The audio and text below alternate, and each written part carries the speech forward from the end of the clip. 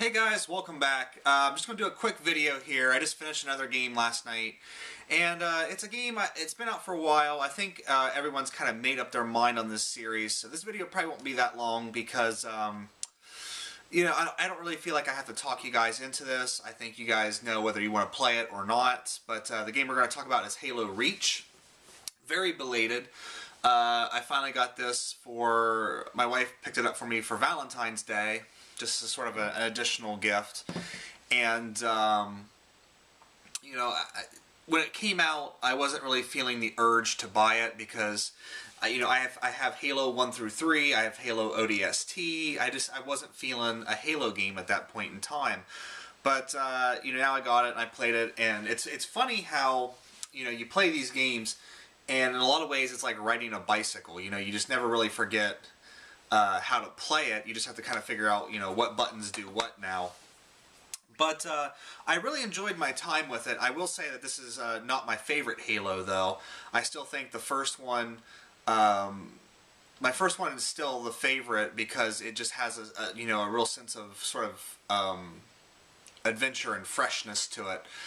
And I really liked ODST's sort of jazzy film noir vibe as you're, you know, walking around a dark New Mombasa. But it was cool to go back and sort of see. In a lot of ways, this is kind of like the prequel trilogy for Star Wars. You know, in Halo 1 through 3, you only have one Spartan. And it's kind of cool to go back and see the Spartans in their prime and see, you know, multiple of them and how they all work together. This is the story that immediately precedes the first Halo, so it leads right up to the Pillar of Autumn, leaving Reach, and you know, it actually ends with the first scene that you see in the original Halo. So that was really cool to see how things tied together. You know, storyline perspective, I didn't think this was as grand of an adventure as the other Halos. I didn't find the story as good as ODST. So, for me, storyline-wise, this is probably, you know, one of my least favorite Halos. I liked all the different Spartans, but at the same time, I never really felt like you know, as you watch them die, I never really felt like I was really connected to any of them in any particular way. So, gameplay-wise, the gameplay is exactly what you expect from Halo. I didn't dive into the multiplayer. I didn't really dive into Firefight. I played Firefight on ODST, and I really enjoyed. You know, it was a fun diversion. But I don't play multiplayer with these games because I don't like playing online games. And to be honest with you, I didn't even like, you know, back in the day with Halo 1, we'd have LAN parties, if anyone remembers what a LAN party is. And even then, I didn't really care for it because it was just too frantic, and it didn't, there was like no real strategy. It's not like going out and playing paintball. You know, in paintball you get like one hit and then you're done. So you have to move very, you have to move in a very calculated fashion. And in Halo, it's just like death didn't really mean anything, so you could just run and gun, and I didn't really like it and care for it.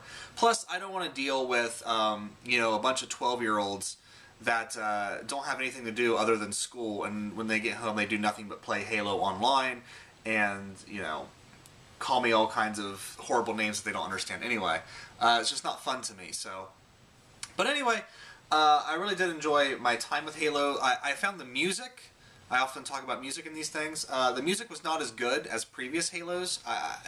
You know, there's just that evocative Halo theme that you hear shades of every now and then. And as the games have progressed, I found the music has been more and more.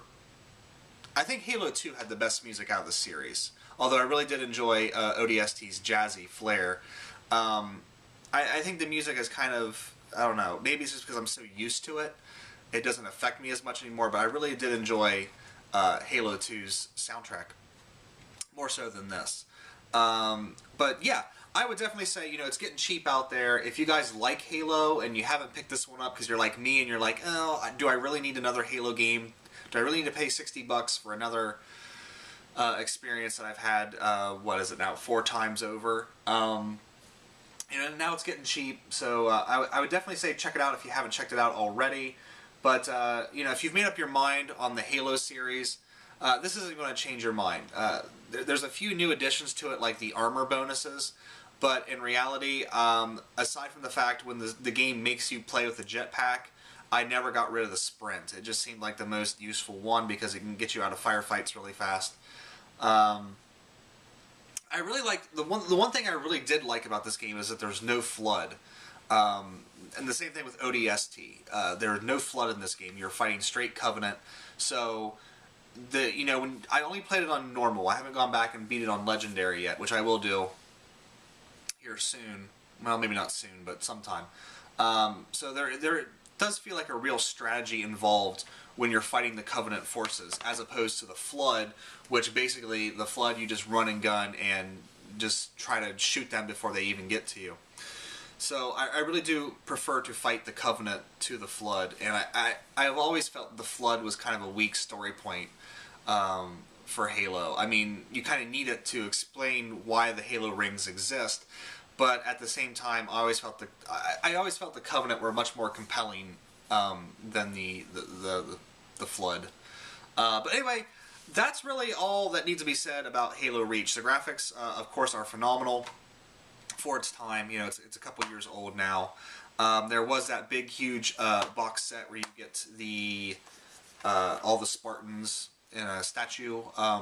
That was actually really cheap there for a while, and I actually thought about picking it up then, but I didn't. So this is the version I have, just a standalone disc, and I'm happy with that because it's Halo. I don't need a super deluxe box edition for a Halo game. You know, if they did a super deluxe box for Xenoblade or something like that, I'd be a lot more apt to buy it, but not for Halo.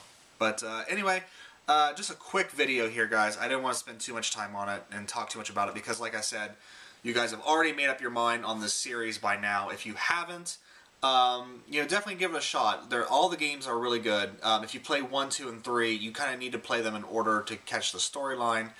However, with ODST and with this one, you can jump right in without really needing to know what's going on. So, yeah, that's it for Halo, guys. Just something quick to play. You know, I felt like shooting some things, and I was like, well, I have Reach there, and I haven't played it yet, so let's throw that in. And I had a good time with it while it lasted. I will go back to it and beat it on Legendary because I like the challenge and I want the gamer points.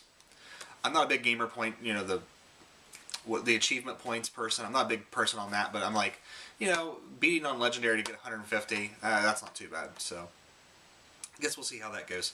But anyway, actually, you know what? I want to talk about something else real quick here. I really did like the ending, how... And I'm going to give you spoilers here, but it's not like an RPG, so who cares? I really did like how you play that last mission and you help the Pillar of Autumn get out of here so Master Chief can go do his thing. And the credits roll. And I always sit and watch the credits roll because I'm always expecting something to happen after credits.